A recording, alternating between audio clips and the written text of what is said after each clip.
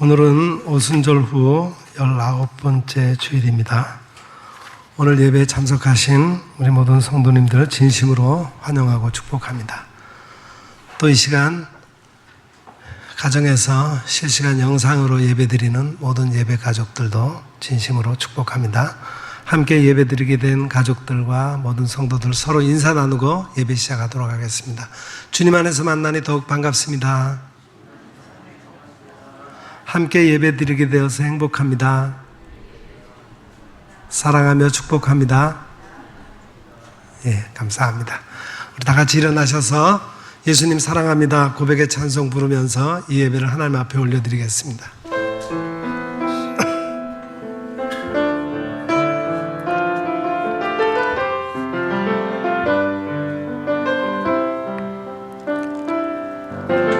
예수 사랑해요.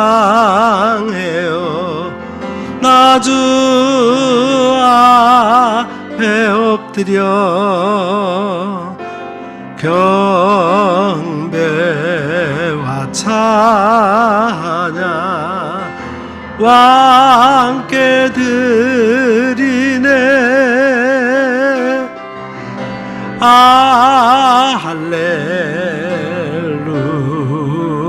할렐루야 할렐루야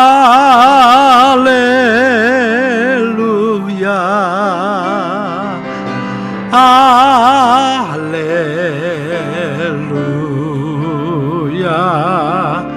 할렐루야.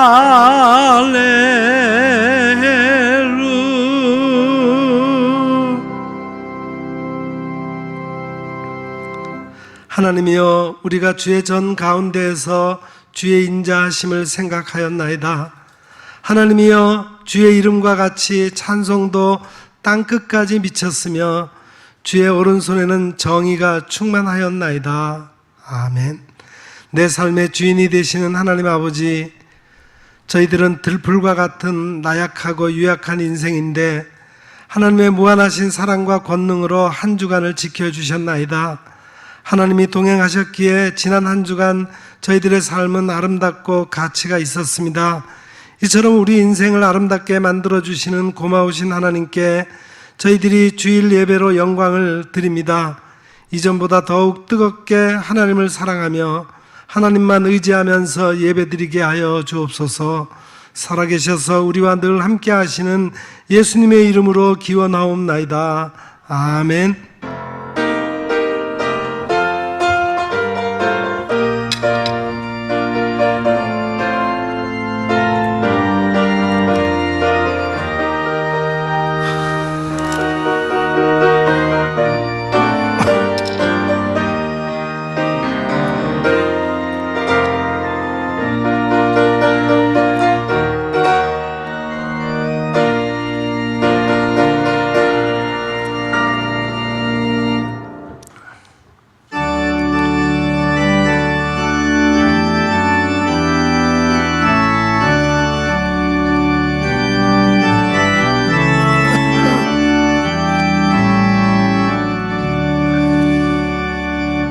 오 하나님, 우리의 창조주시니 내 주님께 귀한 것 드립니다. 내 주께만 엎드려 경배드리며 내 주의 이름 높이 찬양하네. 오 하나님, 우리의 대주제시여 큰 풍랑이 일 때도 도우셨네. 죽음에서 우리를 구하셨으니 내 주의 이름 높이 찬양하네. 주 하나님 이름을 함께 높이며 대주제께 영광을 돌리오리. 그 능력이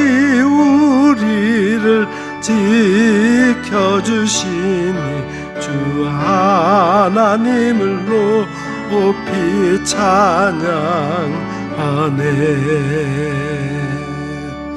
아멘.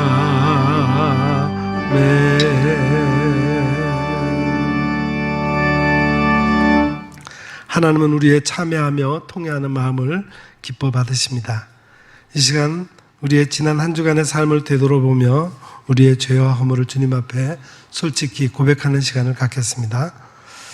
사랑으로 죄인을 품어주시는 하나님 아버지, 십자가의 보혈로 저희들을 멸망 가운데서 구원하여 주시고 하나님 나라의 백성으로 삼아주신 것에 감사를 드립니다. 구원받은 우리에게 가르쳐 주시기를 음행과 더러운 것과 호색과 우상숭배와 주술과 원수 맺는 것과 분쟁과 시기와 분냄과 당짓는 것과 분열함과 이단과 투기와 술취함과 방탕함은 육체의 더러운 것이요 또 그 같은 일을 행하는 자는 하나님의 나라를 유업으로 받을 수 없다고 하셨나이다. 그러나 안타깝게도 예수님을 구주로 믿는 저희들은 생활 속에서 주님께서 금하신 악한 일들을 많이 행하며 살고 있습니다. 사랑의 주님, 미련한 저희들이 짓고 있는 이 모든 죄를 용서해 주옵소서. 예수님의 이름으로 이 고백의 기도를 드리오며 이제는 하나님과 나만이 알고 있는 은밀한 죄악을 내어놓고 침묵으로 이 기도를 계속 드립니다.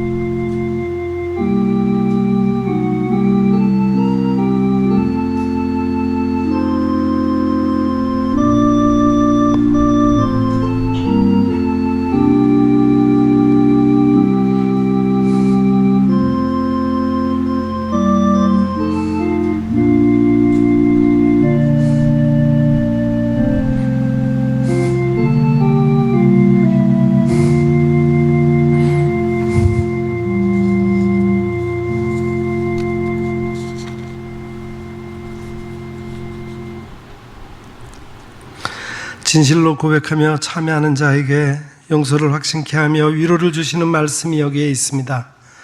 여호와께서 이르시되 배역한 이스라엘아 돌아오라.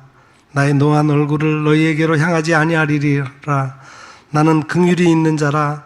노를 한없이 품지 아니하느니라. 여호와의 말씀이니라. 아멘. 이제는 우리가 함께 우리의 신앙을 사도신경으로 고백드리오니 나는 전능하신 아버지 하나님 천지의 창조주를 믿습니다. 나는 그의 유일하신 아들 우리 주 예수 그리스도를 믿습니다. 그는 성령으로 잉태되어 동정녀 마리아에게서 나시고 본디오 빌라도에게 고난을 받아 십자가에 못 박혀 죽으시고 장사된 지 사흘 만에 죽은 자 가운데서 다시 살아나셨으며 하늘에 오르시어 전능하신 아버지 하나님 우편에 앉아 계시다가 거기로부터 살아있는 자와 죽은 자를 심판하러 오십니다. 나는 성령을 믿으며 거룩한 공교회와 성도의 교제와 죄를 용서받는 것과 몸의 부활과 영생을 믿습니다. 아멘.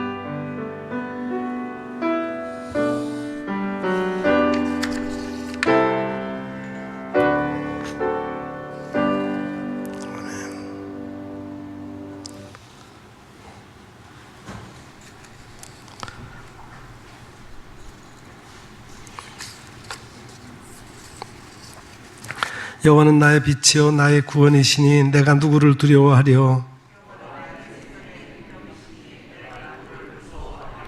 악인들이 내 살을 먹으려고 내게로 왔으나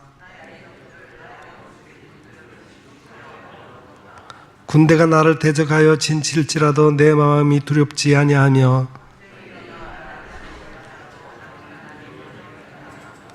내가 여호와께 바라는 한 가지 일 그것을 구하리니 곧 내가 내 생명에 내 평생에 여호와의 집에 살면서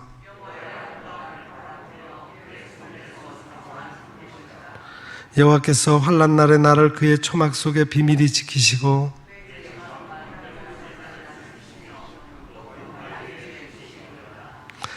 이제 내 머리가 나를 둘러싼 내 원수 위에 들리리니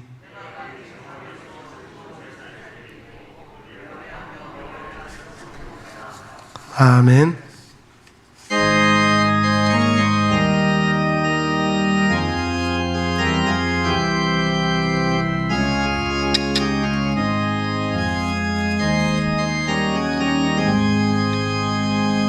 너 시험을 당해 죄 짓지 말고 너 용기를 다해 곧 물리쳐라. 너 시험을 이겨 새 힘을 얻고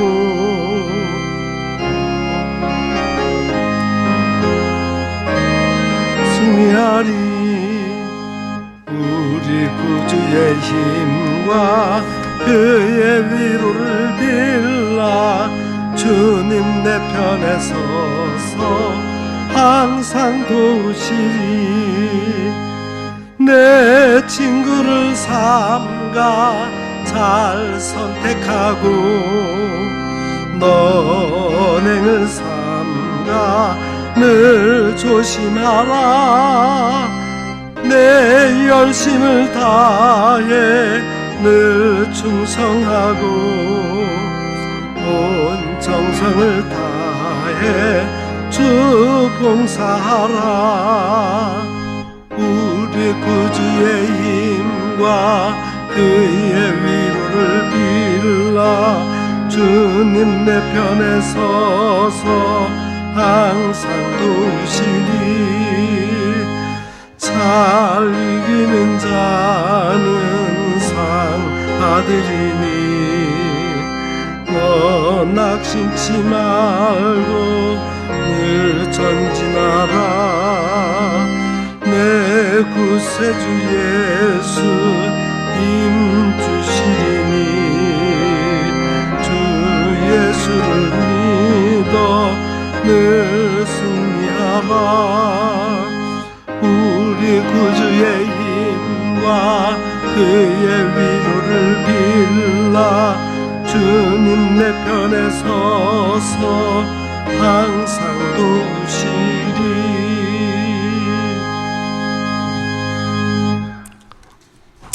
함께 기도하겠습니다. 천지 만물을 아름답게 창조하시고 그 가운데 있는 모든 피조물들에게 복 주시기를 원하시는 하나님 아버지, 감사와 찬송과 영광을 올려드립니다. 깊어가는 가을 10월의 첫 주일에 풍성한 결실과 베풀어 주신 한량없는 은혜에 감사를 드립니다. 오늘도 구속의 은혜에 감격하여 사랑하는 하나님의 백성들이 드리는 이 예배를 기뻐 받아 주옵소서. 오늘도 선포되는 말씀을 통해 은혜 받게 하시고 우리의 영이 새롭게 깨어 성령의 능력을 힘입을 수 있게 하옵소서. 우리의 심령을 깨끗하게 준비시켜 주옵소서. 이제는 우리가 더욱 열심히 기도하게 하시고 주신 은사와 능력과 권세를 가지고 하나님이 기뻐하시는 일에 매진하게 하옵소서. 특별히 올해 우리에게 주신 목표대로 우리 성도들이 성경 읽기와 묵상을 통하여 말씀 중심의 신앙을 회복하게 하옵소서. 하나님의 임재와 감동이 있는 예배를 회복하여 삶으로 이어지게 하옵소서. 하나님의 창조 질서를 따라 자연을 회복하며 세상을 섬김으로 하나님의 사랑을 나타낼 수 있게 하옵소서.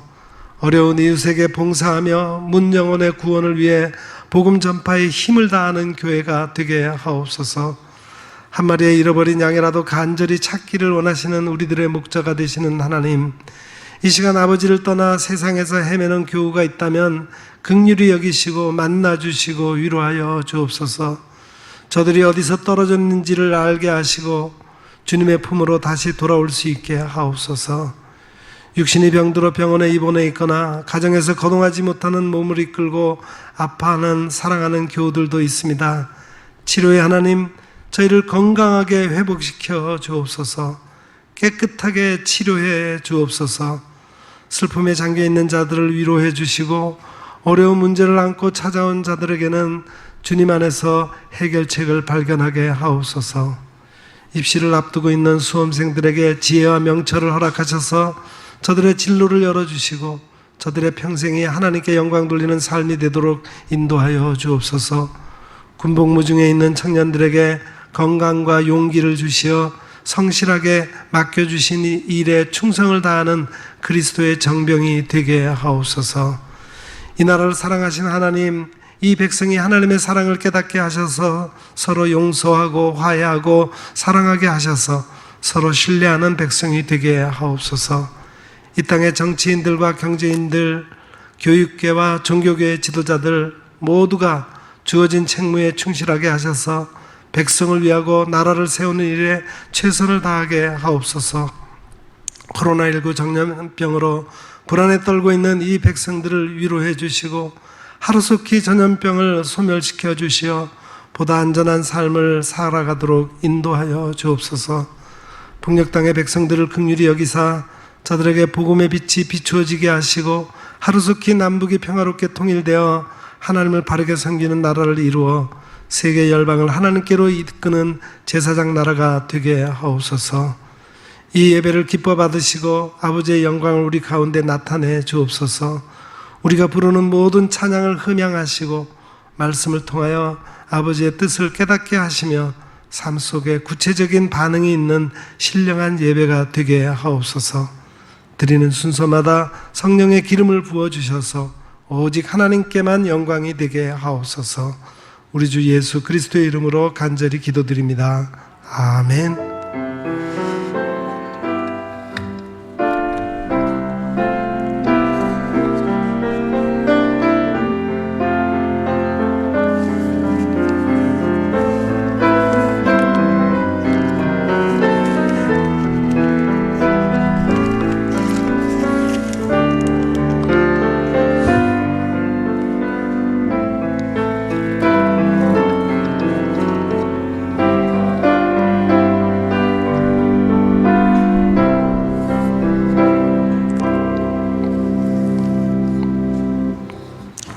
이 시간 봉헌 시간입니다. 봉헌은 하나님께서 우리에게 베풀어 주신 은혜를 기억하면서 우리에게 주신 것 중에서 가장 귀한 것으로 하나님께 다시 응답하는 것입니다. 이 시간, 이 봉헌 시간이 우리에게 그런 시간이 되기를 바랍니다. 찬송가 50장 1절 한 절 봉헌송으로 부르면서 봉헌하겠습니다.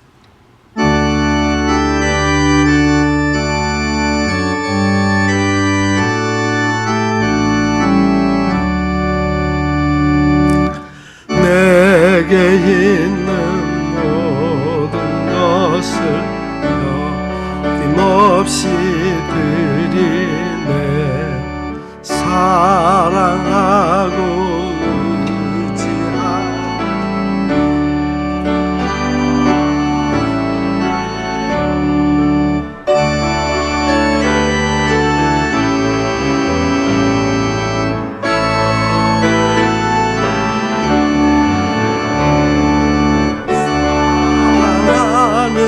구주 앞에 모두 드리네.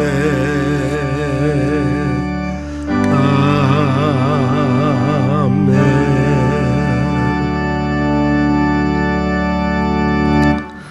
때마다 일마다 우리의 필요를 아시고 공급해 주시는 하나님, 주신 것에 감사하여 예물을 드립니다. 이 예물 속에 담겨있는 우리의 정성을 기뻐 받으시옵소서. 살아가면서 믿음보다 물질을 앞세우지 않게 하시고 거룩한 신앙의 지조를 굳게 지키는 우리가 되게 하시며 주님의 나라를 확장하기 위하여 물질을 드리며 마음과 정성을 다하여 헌신하는 우리가 되게 하옵소서. 여기 11조의 예물과 감사의 예물, 선교와 구제와 장학사업을 위한 예물을 드립니다. 성도들의 손길에 복을 주시어 더 많은 물질을 관리할 수 있게 하시고 바르게 관리하고 바르게 사용함으로 하나님의 나라가 이 땅에 왕성하게 세워지게 하옵소서. 드리지 못한 손길을 기억하시고 위로하여 주시사 다음에는 마음껏 드릴 수 있는 믿음을 허락해 주옵소서. 예수님의 이름으로 이 봉헌의 기도를 드리옵나이다. 아멘. 감사합니다. 교회 소식을 몇 가지 말씀을 드립니다. 이번 주 수요 예배는 이웃교회와 함께 하는 예배 네 번째 시간으로 예수문화교회 심호하시는 김상준 목사님께서 말씀을 전하십니다. 함께 모여서 말씀으로 은혜 받고 함께 또 이웃교회를 위해서 기도하는 시간 되기를 바랍니다.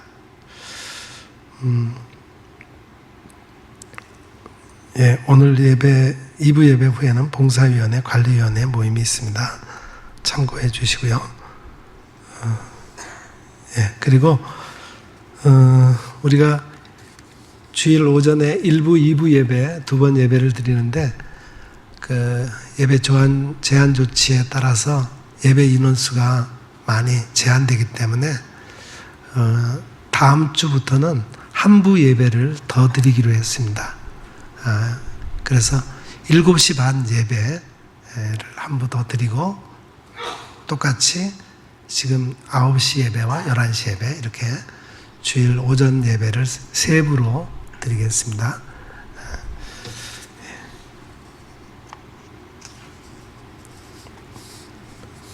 감사합니다. 그리고 우리가 코로나19 때문에 예배도 제한되지만 모든 활동이 지금 멈춰져 있는 상태에 있습니다.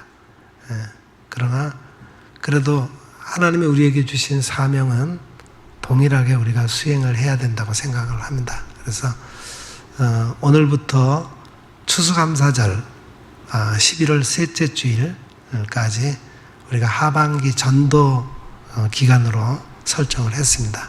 여러분이 기도하시고 여러분 주변에 전도 대상자 선정하시고 개인적으로 기도하시고 그렇게 전도해 주시기를 바랍니다. 감사합니다. 이제 오늘 말씀 듣는 시간입니다. 오늘 우리에게 주시는 하나님의 말씀은 신약성경 마가복음 제10장 2절부터 16절까지 말씀입니다. 신약성경 71면 마가복음 제10장 2절부터 16절까지 말씀을 이제 제가 받들어 읽겠습니다. 바리새인들이 예수께 나와 그를 시험하여 묻되 사람이 아내를 버리는 것이 옳으니까 대답하여 이르시되 모세가 어떻게 너희에게 명하였느냐 이르되 모세는 이혼 증서를 써주어 버리기를 허락하였나이다. 예수께서 그들에게 이르시되 너희 마음이 완악함으로 말미암아 이 명령을 기록하였거니와 창조 때로부터 사람을 남자와 여자로 지으셨으니 이러므로 사람이 그 부모를 떠나서 그 둘이 한 몸이 될지니라. 이러한즉 이제 둘이 아니요 한 몸이니 그러므로 하나님이 짝지어 주신 것을 사람이 나누지 못할지니라 하시더라. 집에서 제자들이 다시 이 일을 물으니 이르시되 누구든지 그 아내를 버리고 다른 데 장가드는 자는 본처에게 간음을 행하며 또 아내가 남편을 버리고 다른 데로 시집가면 간음을 행함이니라. 사람들이 예수께서 만져주심을 바라고 어린아이들을 데리고 오매 제자들이 꾸짖건을 예수께서 보시고 노하시어 이르시되 어린아이들이 내게 오는 것을 용납하고 금하지 말라. 하나님의 나라가 이런 자의 것이니라. 내가 진실로 너희에게 이르노니 누구든지 하나님의 나라를 어린아이와 같이 받들지 않는 자는 결단코 그곳에 들어가지 못하리라 하시고 그 어린아이들을 안고 그들 위에 안수하시고 축복하시니라. 아멘. 오늘 찬양은 우리 황순길 집사님 가정에서 영상으로 부르는 찬양을 준비했습니다.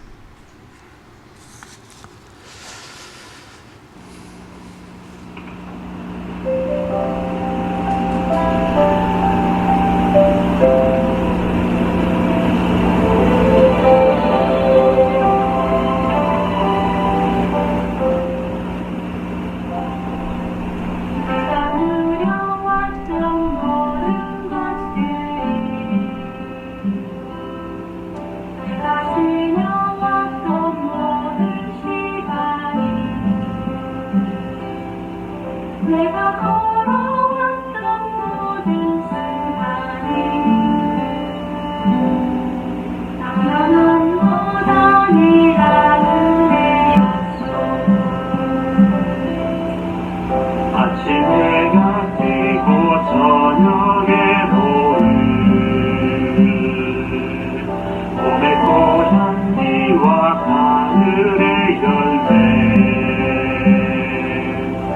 변하는 계절의 모든 순간이 당연한 것 아니라 은혜여서 모든 것이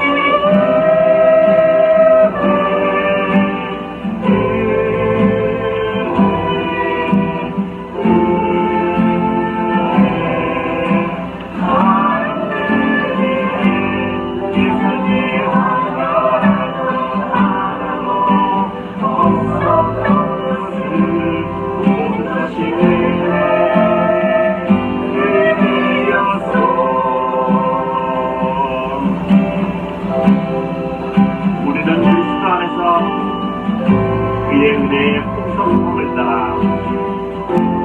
그의 피로 말미암아 성령 곧 죄사함을 받았느니라.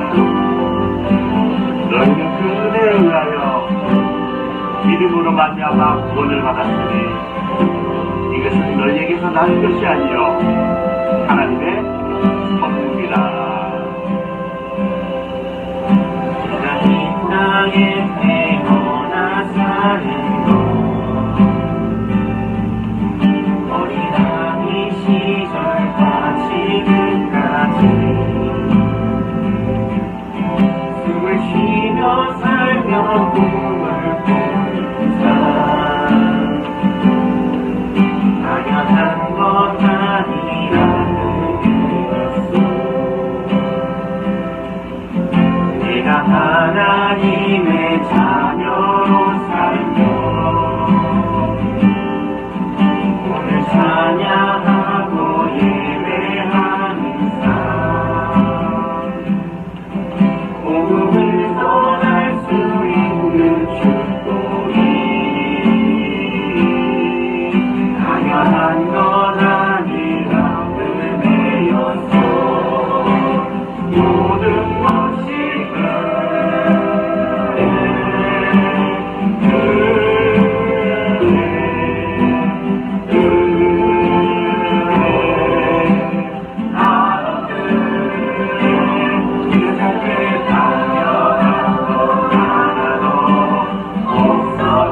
것이 모든 것이 은혜였어.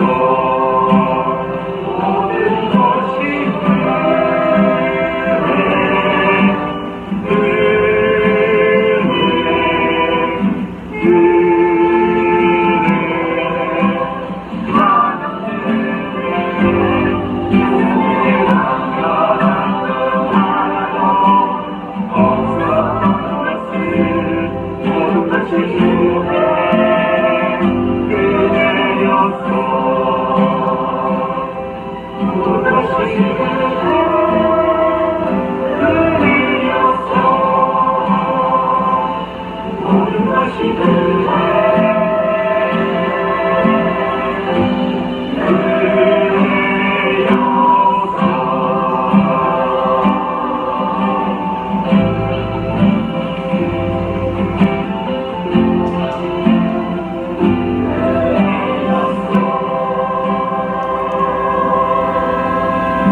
할렐루야. 아멘. 황승일 집사님, 움직이지 못하고 집에 계시지만, 유튜브 방송을 해서 한 달에 한 번씩 이렇게 찬양과 자기 간증을 이렇게 넣어가지고 유튜브 방송을 합니다. 또 이렇게 오늘은 가족들이 함께 이렇게 은혜롭게 아들 셋이 있는데 세 아들하고 모든 가족이 같이 찬양을 해 주셨습니다. 감사합니다. 작년부터 올해 초까지 방영된 TV조선 예능 프로에 우리 이혼했어요 라고 하는 프로그램이 있습니다. 인기 배우 이영아 씨와 선우은숙 씨가 이혼했던 이야기와 그 후에 다시 만나서 재결합이 가능한지를 살펴보는 그런 프로그램으로 시청자들의 관심을 사로잡았습니다. 올 가을에 시즌2가 방송될 예정으로 많은 시청자들이 기대하고 있는 프로로 뜨고 있습니다. 요즘 우리 사회는 결혼과 이혼에 대한 인식이 크게 바뀌어지고 있습니다. 10년 전 통계예요. 예수를 믿지 않는 사람들에게 물었습니다. 이혼을 어떻게 생각하십니까? 41%가 상황에 따라서 이혼할 수 있다라고 대답했습니다. 크리스찬들에게 물었더니 34%의 성도가 긍정적인 대답을 했습니다. 이혼할 수 있다는 거죠. 믿지 않는 사람과 믿는 사람의 이혼에 대한 의식 차이가 약 7, 8%밖에 나지 않았습니다.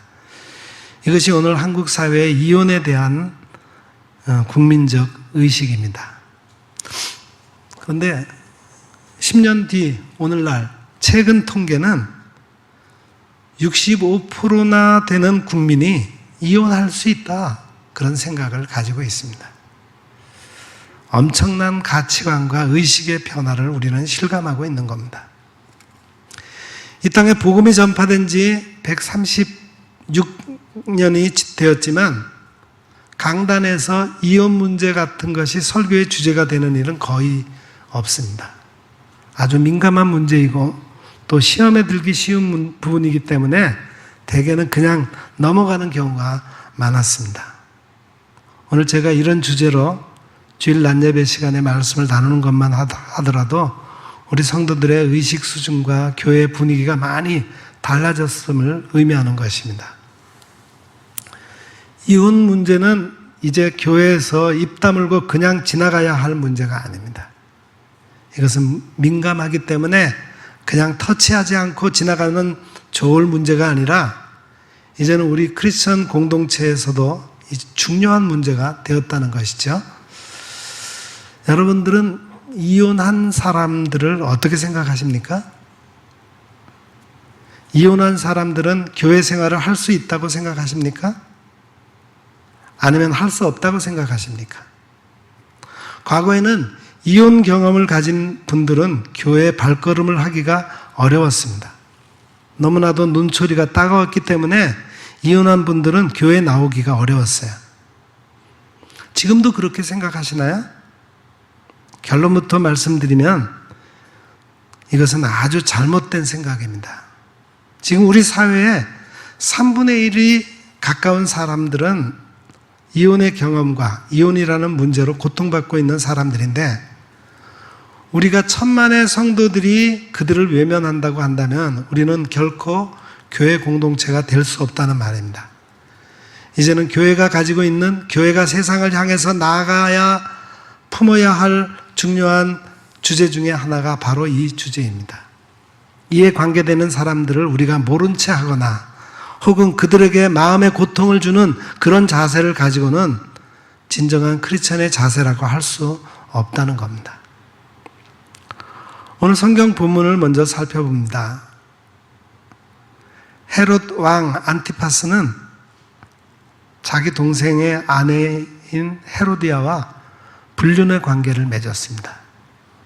그들은 결혼하기 위해 각각 이혼했고 이를 옳지 않다고 지적한 세례 요한을 옥에 가두었어요.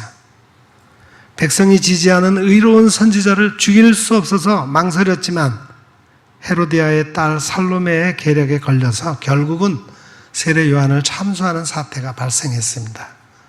민심이 요동치고 있었습니다. 이때 악랄한 바리새인들은 이처럼 민감한 이혼 문제를 들고 예수 그리스도 앞에 나와서 대답하기를 요구했습니다.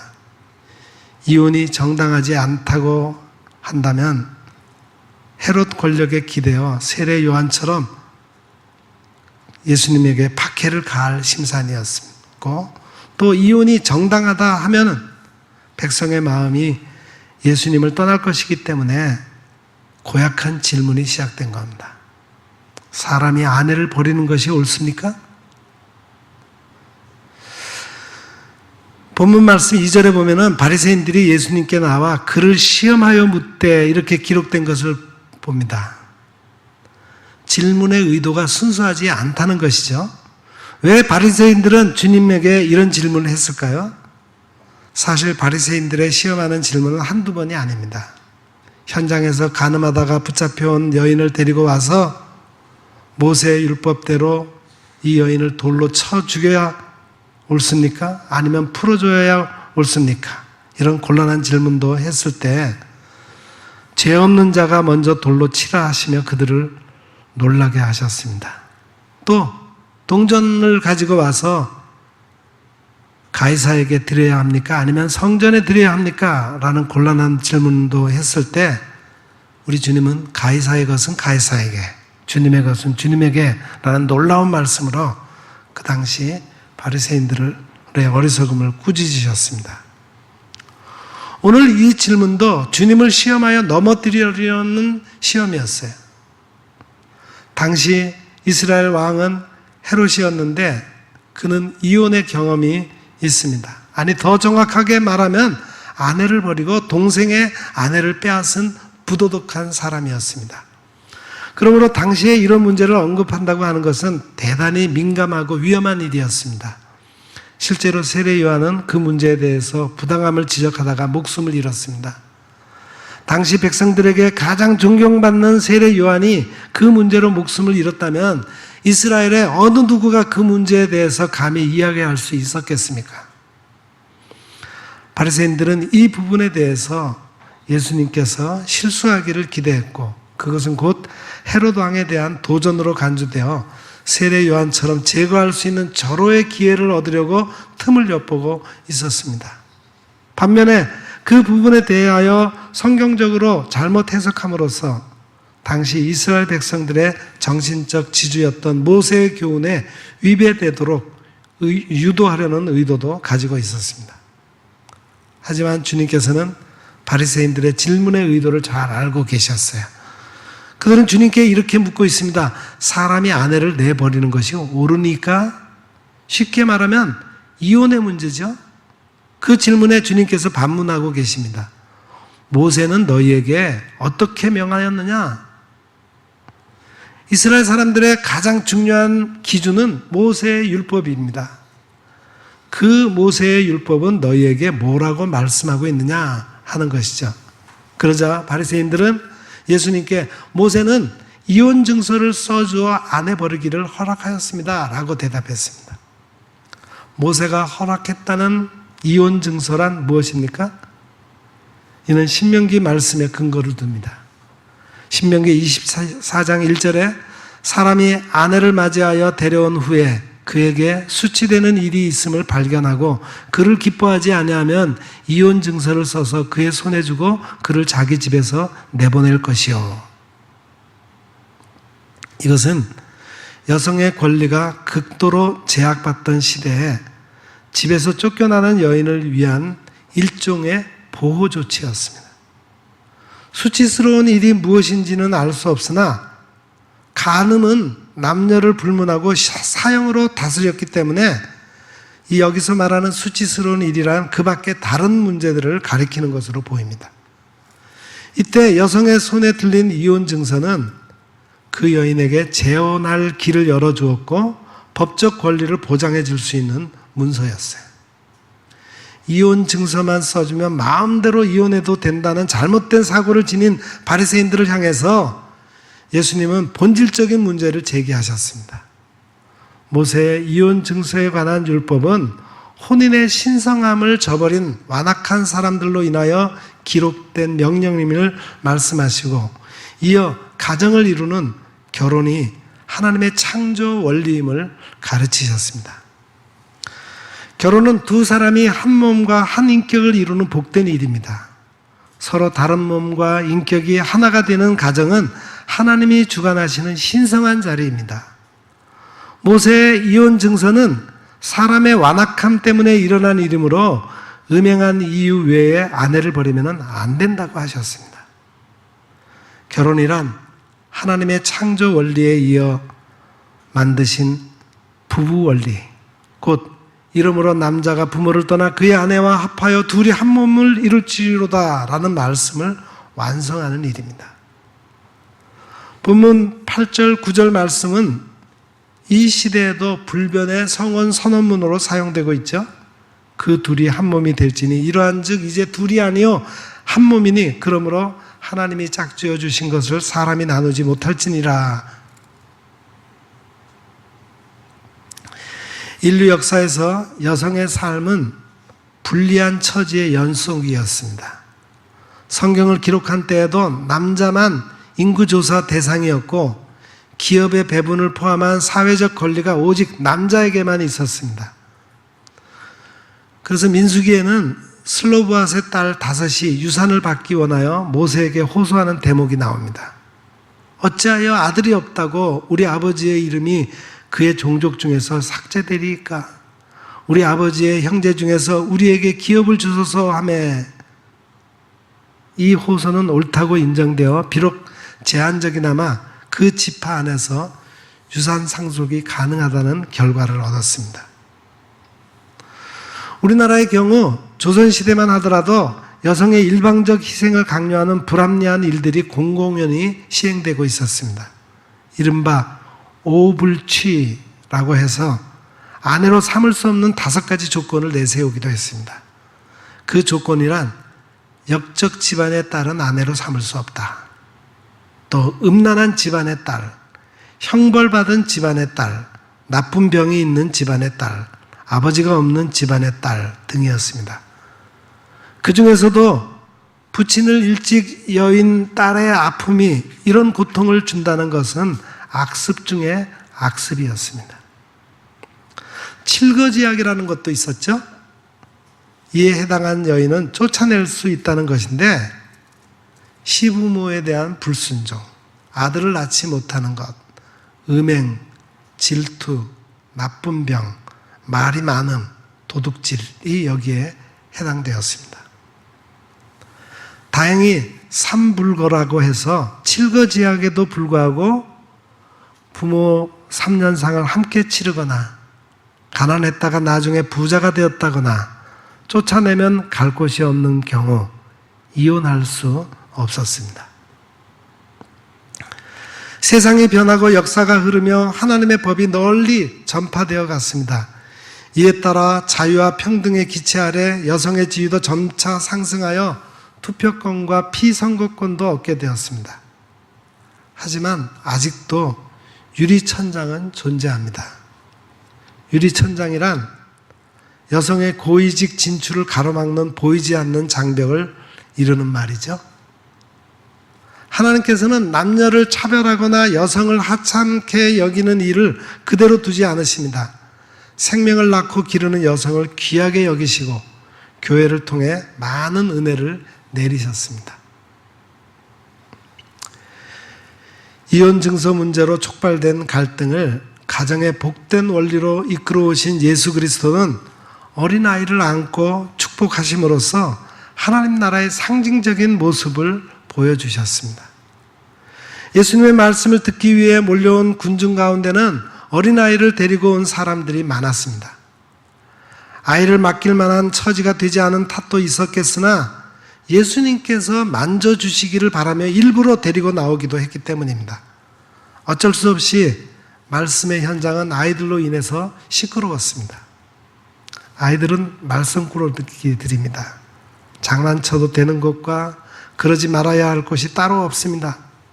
질서가 무너지고 소란해지기 시작하자 제자들은 떠드는 아이들과 그 부모들을 꾸짖었습니다. 무엇보다도 예수님께서 이 소란으로 인해 시달리면 어찌할까 하는 염려가 컸지요. 그러나 아이들을 제지하는 제자들의 행동이 지나쳤나 봅니다. 예수님께서 노하시며 금하지 말라고 말씀하셨습니다. 어린아이들이 내게 오는 것을 용납하고 금하지 말라. 하나님의 나라가 이런 자의 것이니라. 그렇게 말씀하십니다. 어린아이는 하나님 나라를 소유할 모형입니다. 아이는 가정에 내린 하나님의 선물입니다. 가정의 구성 원리를 가르치신 그리스도 앞에 모여든 아름다운 어린아이들은 가정과 하나님의 나라를 연결하는 은혜로운 생명체였습니다. 지난 주간에 권사님 한 분을 만나 은혜로운 얘기를 들었습니다. 손자를 집에서 보고 계시는데 할머니가 책 읽어줄게, 책 가져와. 그랬더니 늘 애니메이션 성경 이야기 책을 잔뜩 가져온답니다. 다른 책도 많이 있는데 꼭 그 책을 가지고 온대요. 그래서 다른 책도 많은데 왜 너는 이 책을 가져오냐? 물었답니다. 이 녀석 대답이, 할머니, 이 책에는 하나님이 많이 나오잖아. 그러더라는 거예요. 얼마나 순수합니까? 성경에 나오는 하나님 이야기를 좋아하고 사모하는 어린이가 있는 가정이 바로 하나님 나라가 아닙니까? 어른들이 귀찮아하고 어른들이 제외시키려는 그런 어린아이가 하나님의 나라의 모형이라고 말씀하신 예수님의 뜻이 거기에 담겨 있는 거예요. 예수님께서는 얼마 전 가버나움에서도 어린아이 하나를 제자들 앞에 불러 세우신 일이 있었습니다. 제자들은 그때 이를 떠올리며 부끄러운 심정이 되었습니다. 그때 그들은 서로 현세적인 우월성을 내세우며 누가 크냐 하는 논쟁을 벌인 직후였기 때문입니다. 예수님께서는 세상의 권력이나 이익에 물들지 않는 어린아이를 영접하는 자세를 가지라고 교훈하셨습니다. 놀라운 사실은 어린아이 하나를 영접하는 것이 곧 그리스도를 영접하는 것이라는 말씀입니다. 가정을 이룬 사람이 낳고 기르는 이 천진한 어린아이는 예수 그리스도와 하나님 나라의 모형입니다. 어린아이는 순수하고 겸손하며 말씀에 순종하는 천국 시민의 상징입니다. 예수님께서 그런 어린아이들을 안으시고 안수와 축복을 베푸셨습니다. 가정의 부모는 어린아이를 하나님 나라의 모형으로 길러야 할 책임이 있습니다. 지금 세상에는 수많은 자녀 교육 방법이 제시되어 있으나 그리스도인이 하나님의 은혜를 구할 방식은 쉐마 교육입니다. 쉐마, 너희는 들으라 라고 하는 히브리어죠.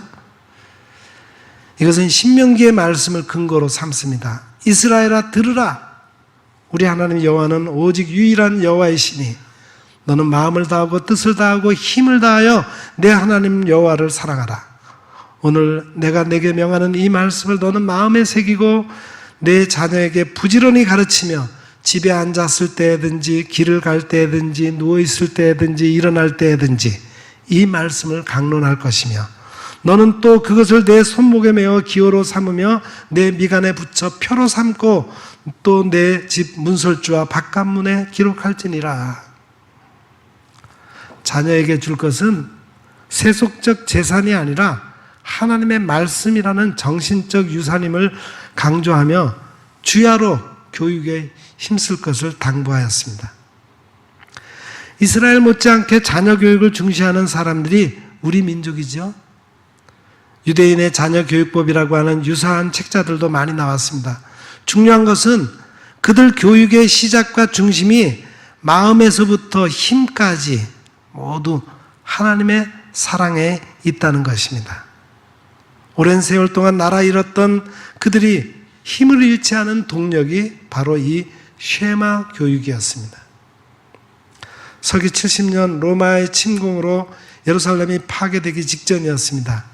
이스라엘의 랍비였던 요한나 벤 자카이는 목숨을 걸고 로마 진영에 숨어들어 로마군 총사령관 베스파시아누스를 만났어요. 랍비는 모든 이스라엘이 다 파괴된다 해도 토라 학교가 있는 작은 도시 야브네만은 보존해달라고 요청했습니다. 그때 베스파시아누스는 로마 황제가 되어 로마로 떠나며 아들 티투스에게 그 약속을 지키라고 명령했습니다. 그들은 전쟁 중에서도 그렇게 신앙교육을 쉬지 않았습니다. 토라를 배우고 가정에서 부모에게 쉐마 교육을 받은 이스라엘은 지금도 교육의 모범이 되어 있고 세계를 정복한 뒤에 자녀 교육을 지식인 노예에게 맡기고 교육에 소홀했던 로마는 역사 속으로 사라지고 말았습니다. 유대인 자녀 교육의 특징 가운데 특히 중요한 것은 생각하는 힘과 더불어 소통하는 능력을 기르는 데 역점을 두고 있다는 사실이에요. 독서와 토론을 생활화하는 교육을 합니다. 너는 어떻게 생각하니? 하는 질문이 반드시 따릅니다. 부모의 가르침을 경청하여 관심을 가진 후에 자기 의견을 말하고 서로 생각을 나눕니다. 창의성과 책임의식을 기르는 일입니다. 상대방과 비교하여 점수를 매기거나 우월한 순서를 매기지 않습니다. 입시 위주의 교육으로 정답만을 찾아 성적을 내는 우리와 크게 다른 점이 이것입니다. 유대인들은 지금 세계 경제의 주도권을 쥐고 있습니다.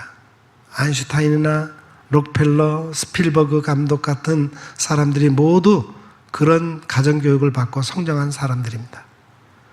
유대 어린이들은 4살이 되면 부모로부터 용돈을 받기 시작하는데 노력이 없으면 받을 수 없다는 것을 몸에 익힙니다. 심부름이나 가정을 위한 작은 일의 결과로 돈을 받습니다.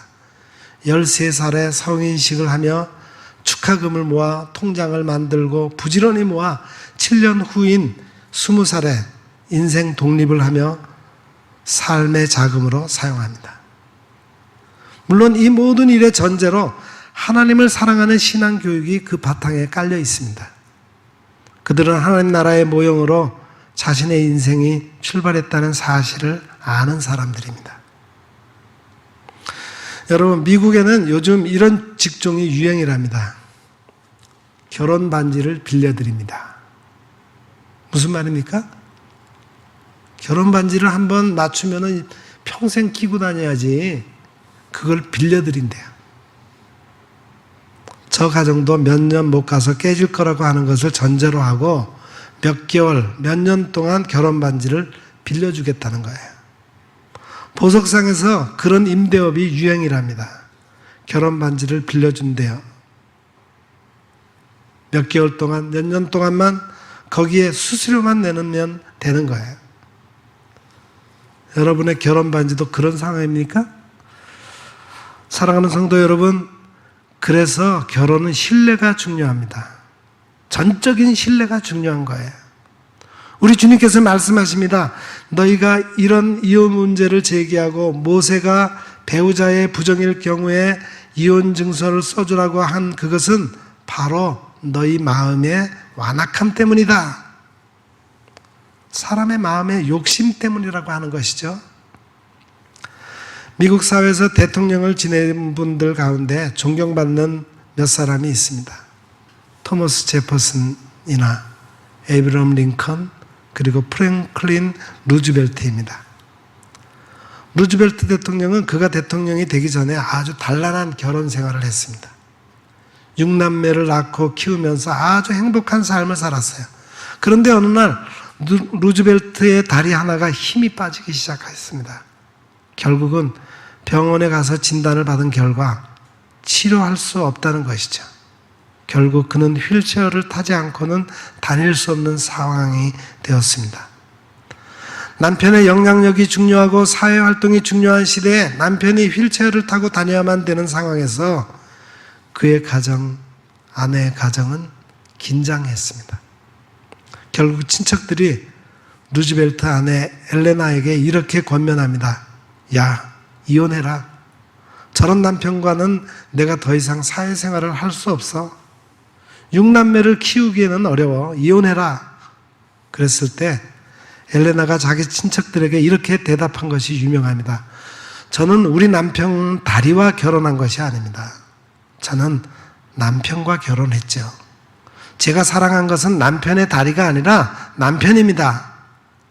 결국 그 아내는 남편을 미국에서 가장 존경받는 대통령이 되게 했습니다. 오늘 우리의 욕심이라고 하는 것이 무엇인가요? 젊을 때 한 젊음을 여러분이 사랑하셨나요? 한 아내와 한 남편의 그 명성을 사랑하셨나요?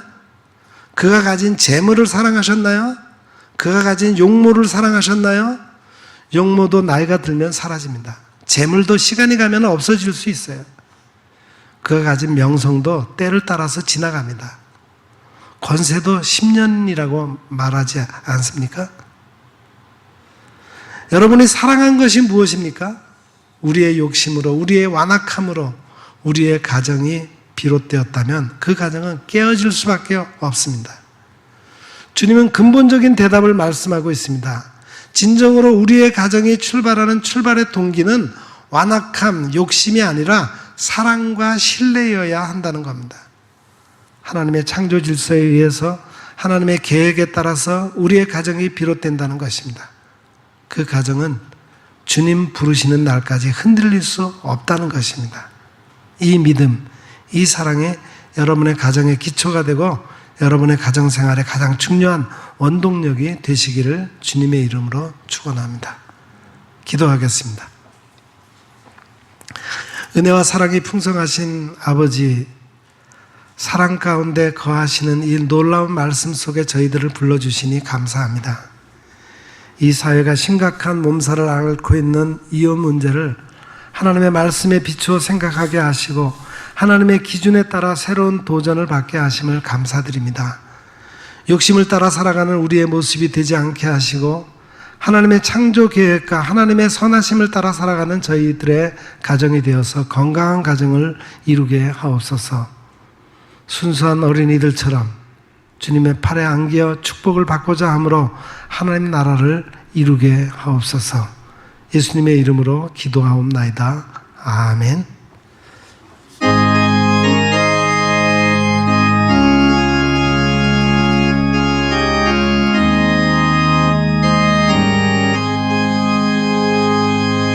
내 영혼이 은총입어 중앙재지 벗고 보니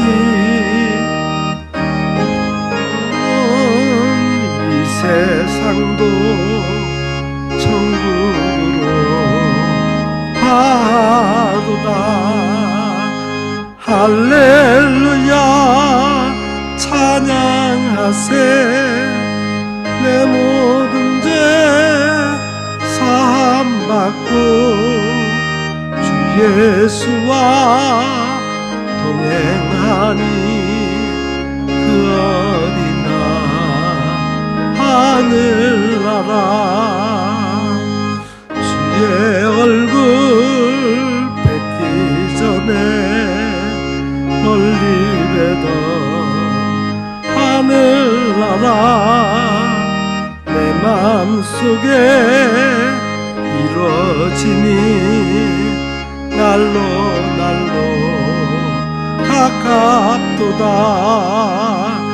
할렐루야 찬양하세. 내 모든 죄 사함받고 주 예수와 동행하니 그 어디나 하늘나라. 높은 산이 거친 들이 조막이나 궁궐이나 내 주 예수 오신 곳이 그 어디나 하늘나라. 할렐루야 찬양하세. 내 모든 죄 사함받고 주 예수와 동행하니 그 어디나 하늘나라.